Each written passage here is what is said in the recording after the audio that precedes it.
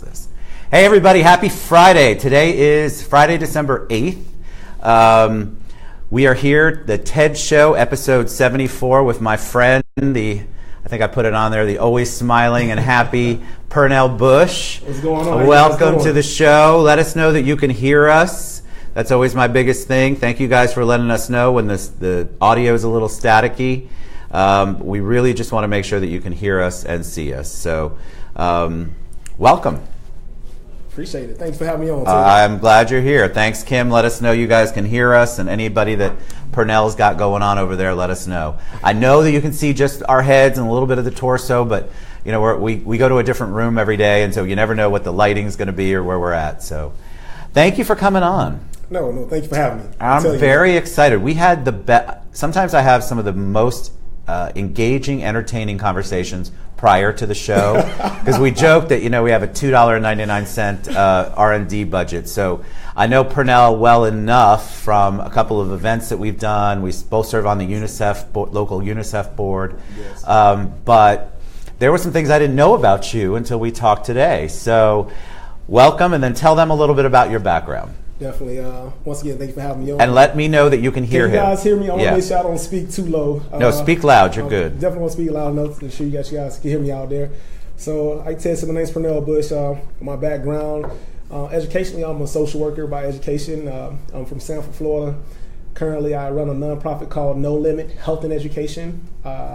And I like to call myself the servant of the people. Everything that I do is about serving others and ensure that we are helping with any type of positive progress that we can do for our communities. Wow, that's it in a nutshell, but there's so much more history we have to talk about. So you're from Sanford. Yes. You have lots of brothers and sisters. We talked about that too.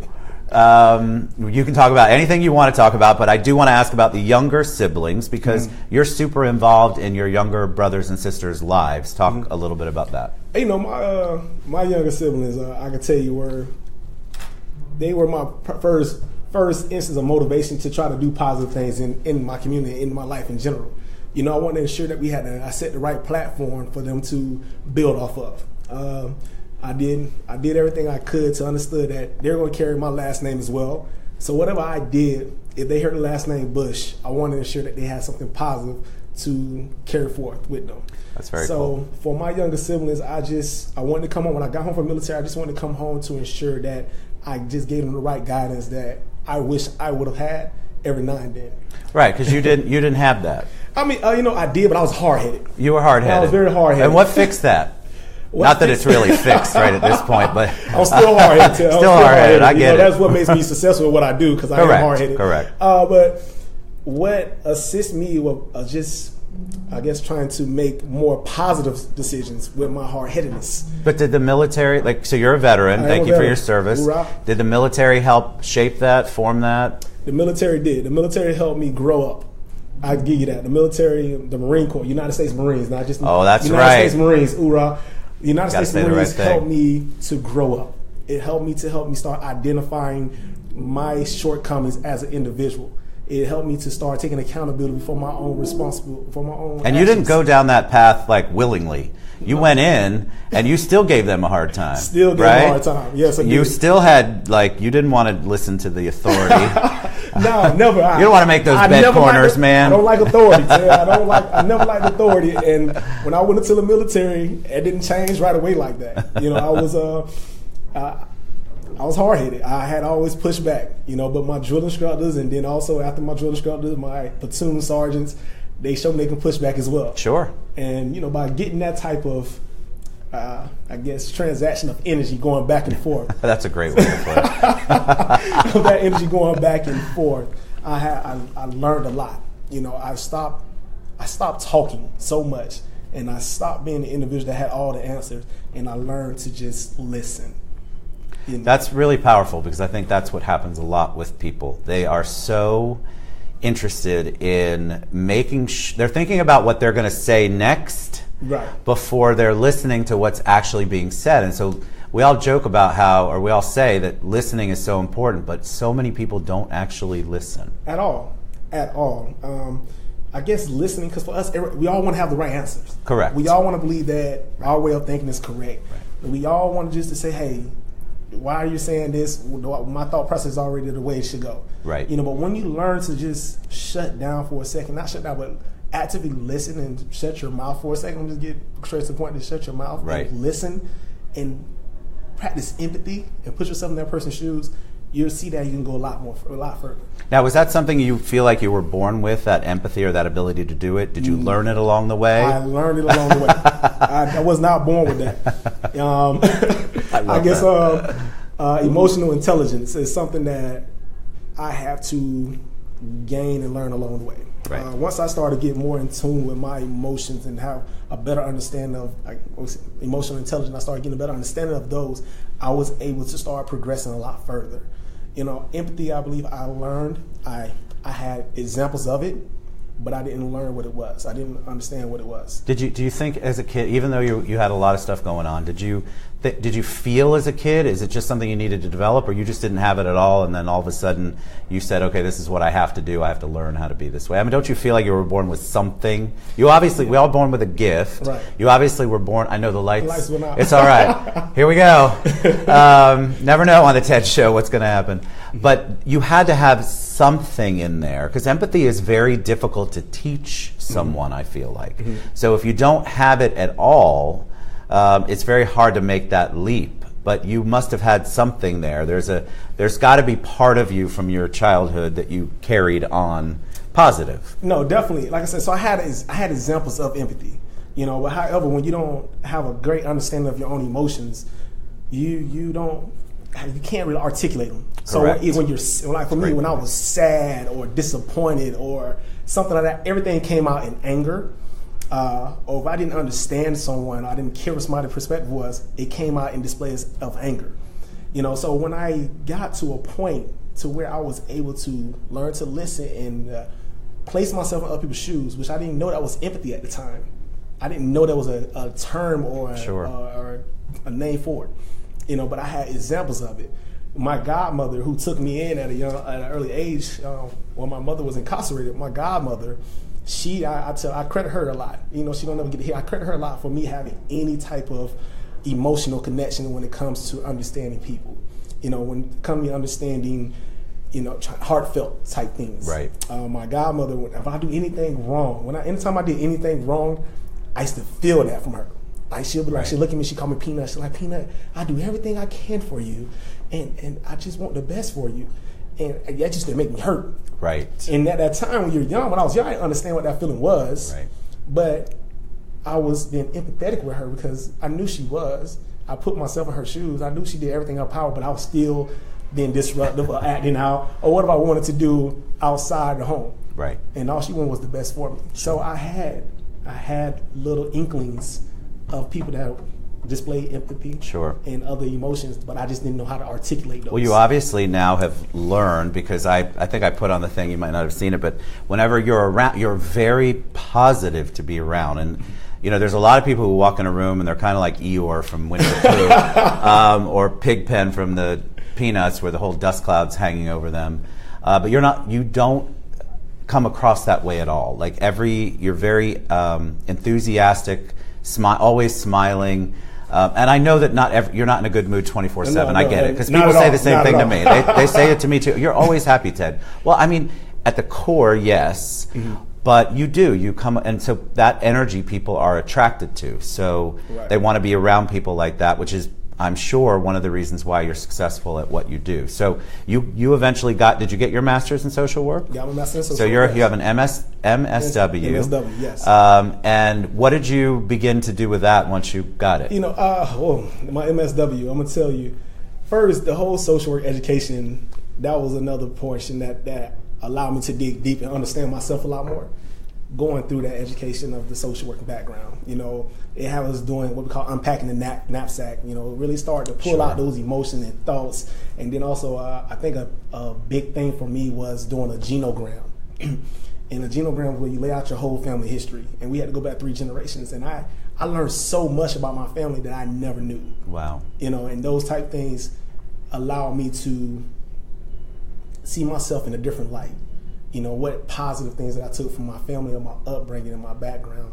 So you were able to take some of the positive that you had, yes, instead of thinking that it was mostly negative. Forces you to look like, because what we do as adults, we look back at our childhood, and if we had a rough one, I had a rough one. Right.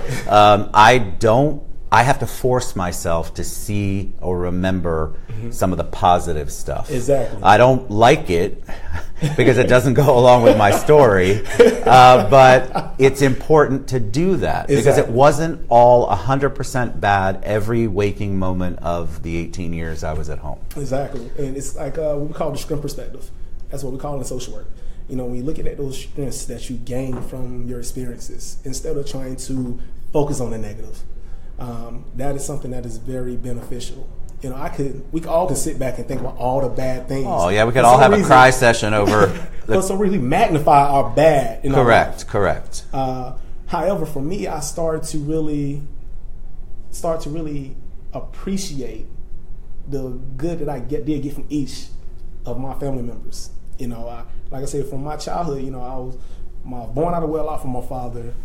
My mother is a felon. She went to prison. I got raised by my God family, and I started just taking on more and more extended family as I got older. Right.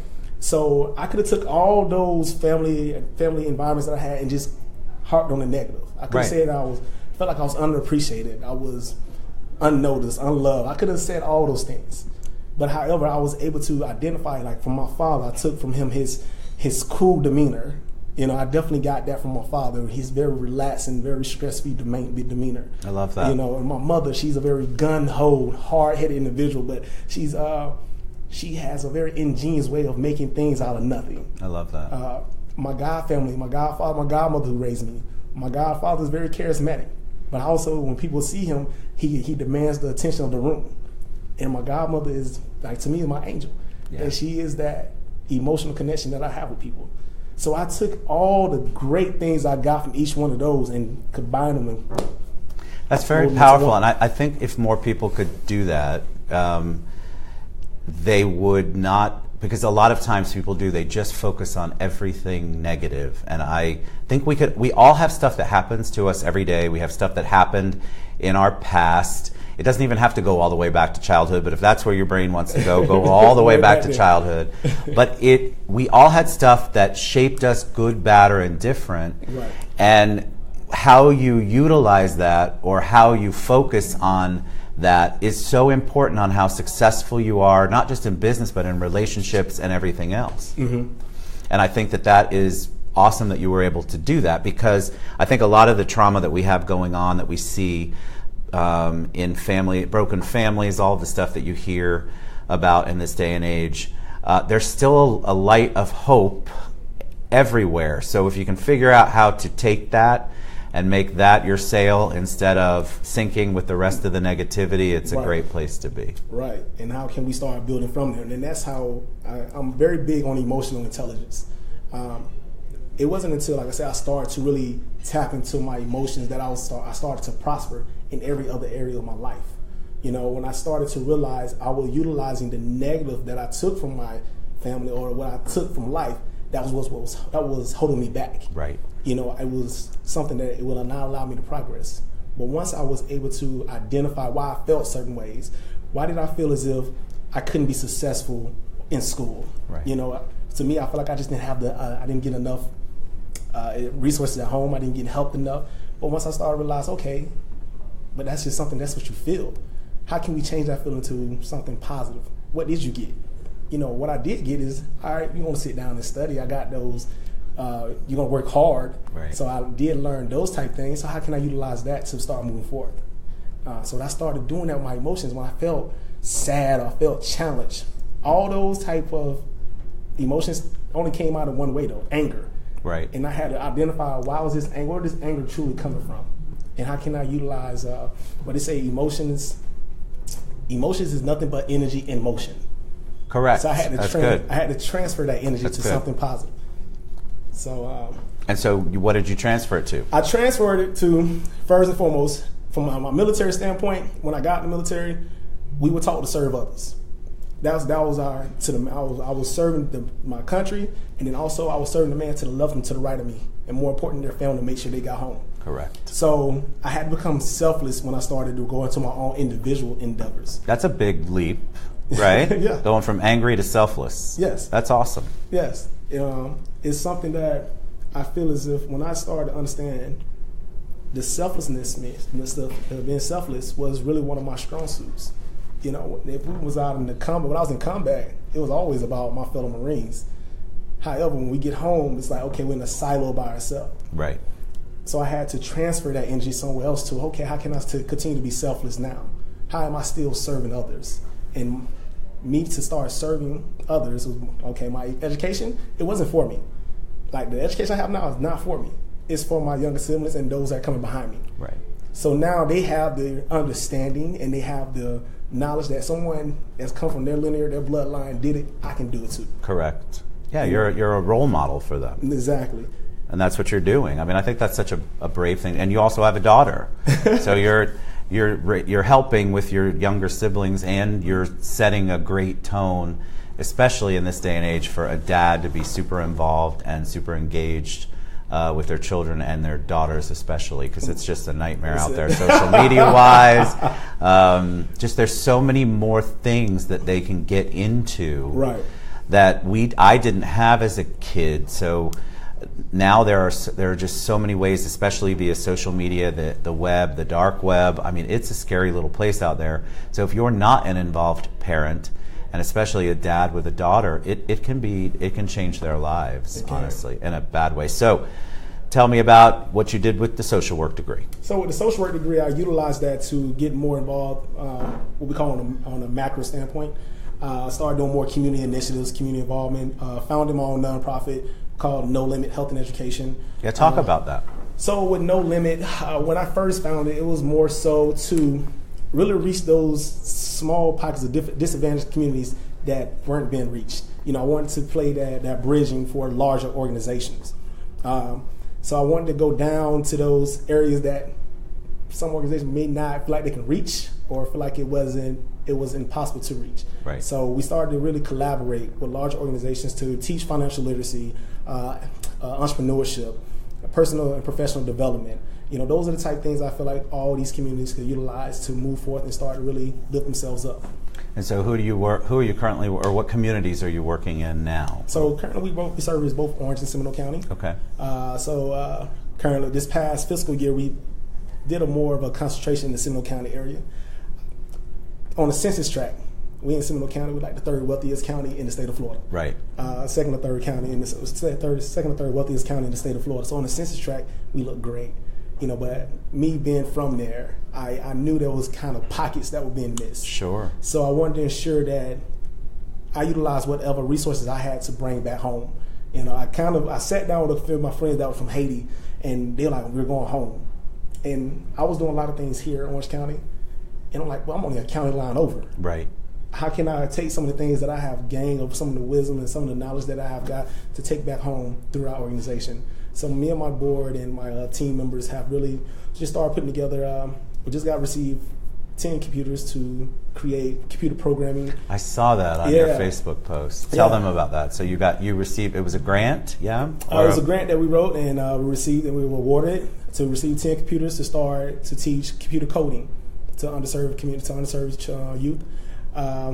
Then I just got an email this morning that we just received another grant from Florida Blue to help with the increase of health literacy in the area of Seminole County. That's amazing. So it's a lot of things that we have been focusing and concentrating on that is now coming to fruition. Because you're right, people don't think Seminole County is in need, but there are a lot of pockets. That whole 60 Minutes presentation, I was talking to Shelley Lawton, was on the show yesterday from the Commission on Homelessness, and we were talking about the 60 Minutes report where there were so many kids living in cars and hotels out there, and I just found it so interesting that Seminole County was where they went, because I would have thought Osceola 192, right. But it's rampant. Like, the problem is crazy, and so those kids don't get to have access to the things that you're bringing to them either. And how are you doing? What vehicle are you using? Meaning, do you go to the community center? Is that where they'll be, or it's more so the collaboration? I could say that our Seminole County Public Schools have been very open. The city of Sanford Their leadership has been very open. Their commissioners and the city managers have been very open to what we're trying to bring there. So it's been working with the larger leadership so we can all start to work together, identify how we can disseminate these type efforts in the most strategic manner. Right. So it's really been... Why coding? I love that because that's the new thing. That is like, and the people who are coding. I actually had somebody. Thanks, Forbes. I love you. Soon, and thank you for calling me sexy man. I appreciate that. That seems to be like a path that a lot of people are going because traditional college is not necessarily for them, or they don't. Not enough colleges have a coding program, so they're starting them up early, and there are actually schools that are popping up that have a waiting list of jobs for these people who are getting into coding. I mean, it's way over my brain because I can barely even add 2 plus 2. It's over my brain too. It hurts, but that's forward thinking of you. That's such an important grant because those kids will get missed out on, and they won't have the same opportunities maybe if they were in a more affluent area or an area that had a program like that. So bringing that to them is really, that's got to be an awesome feeling. When does that start? It starts when I think it's March of 2018. Awesome. That's when we're supposed to take in our first cohort of kids to come in and start to really learn about the coding. Currently trying to work on collaborations with some of the companies in the area that have coders that would like to become mentors and or teachers of the coding. Very cool. We should get Robert Palmer out there. I don't know if Robert ever watches, but Robert, if you know him, you know Robert from RP Funding? No. Such a great guy, but he actually does coding. It relaxes him. That's how smart, and he does all of his code. Yes, coding makes me stressed Robert, out. You. Come on out. But he'd be a great community leader that could come out and that actually does that. But I have a friend of mine. Her son went through the coding school. I mean, he had job offers all over the place. So it's definitely an up and coming thing. My son, who started out as statistics at Florida, is making a switch. I think he's going to add coding on the back end of that because he loves it. And I don't even know what it means, but I know that's why we all have programs and the internet and software and hardware works, and it's pretty much the language of everything that we do. No, you're right about it. And so that's one of the reasons we wrote that grant. And then for like the past 3 years, we worked hand in hand with Seminole State College. They allowed us to work with their business teachers and programs to bring high school age students out there to learn about entrepreneurship and business during the summer. I love that. You know, so collaboration has really been what has been made us successful as an organization. You know, I'll tell my team all the time, find a way that we can collaborate. Right. How can we work with other organizations or entities that are doing or trying to do what we're trying to do? Let's not reinvent the wheel if we don't have to. Now, are there any needs that you all have from a collaboration standpoint that you haven't been able to hook into? Are there any people that might be watching or will watch later that you might want to get with or get in touch with? You know, I know recently I want to bring somebody onto our board that has a lot of background when it comes to program evaluations. You know, I want to get that knowledge on our board. You know, continuously, you know, grant writers, those who have that type of knowledge, who wants to come on and help us try to continue to reach and increase our capacity. Well, yeah, and whoever's writing your grants, obviously 2 successful grants, that's something. That's a lot. Because there is really a lot of money out there that gets unused, and there's a lot of resources that are untapped, and a lot of smaller, more niche grants, because people think about grants and they think, I don't want to write the RFP or the 9 million page grant application, but there are people out there who will help you do it. And then having the resources and then having somebody who knows where to look for the grants is so important as well. So how did you discover the grants that you received? You know, one of the most important things I've learned over time is relationships. You know, when you are constantly out meeting people and people are seeing that you're doing positive things, sometimes they find you and let you know about certain things that are coming up. And then like, hey, listen, we got this coming up. You might want to apply. So it's been more so relationships than anything. So I want to bring up one, because we're already getting almost out of time. But Pernell and I were on Janie Lacey's. Do you remember this? Janie Lacey's, it was a relationship. I don't know if she's on or not, but I'll tag her later. On a relationship thing. And it was me, you, Will Carey, and Charlie. Yep. Congratulations, Charlie, by the way. Oh, just had a baby. Yes, Congratulations, man. Congratulations, you guys. But it was the two of them, it was you two were unmarried. Right. And Will and I were married. And that was the most intense, focused group of, it was almost all women. It was a good time. But it was so good. They were not afraid to put it out there and ask. And I love those kinds of interactions because they were asking some really painful things. And I just thought how brave. That was a brave thing. So Janie, you did an amazing job on that. I'd be on a panel anytime where we're having a real honest, transparent, authentic conversation. Yes. But we had so much fun that day. It was definitely great fun. It was fun. And then because we serve on UNICEF, I got to give a shout out to Melody Garcia, who's seriously amazing. I don't know how I don't think she sleeps at all. That girl is international all over the place and still manages to coordinate and have a talk show and all of the radio show and her next 9 adventures that she goes on. She's awesome. She's a perfect person to chair the UNICEF board. Yeah, I don't know how she finds all these great people to bring together. I don't know either. And then she's very persuasive to bring us all in. I know. And she's forgiving when people like me and Pernell don't respond to all the text messages. She's awesome. Yeah. You've been amazing. It goes by fast, right? Yeah, it went by real fast. It goes by so fast. So we're going to give all the URLs and the hashtags after we post, but it's No Limit Health and Education right? The name of the organization is No Limit Health and Education. You can find us on the web under www.nolimitempowerment.org. Well, if you guys want to contribute by being volunteers, or if you would like to try to join our team as board members, as team members, volunteer team members, we'll be more than happy to have you. And then you get to be around this great guy all the time. So happy, puts you in a good mood, and positive. You're so incredibly positive to be around, and I think that is such a gift. People, that's why we were talking about, I think, before the show, maybe during the show. Right. People are attracted to that, and by attracted, I mean business-wise, relationship-wise.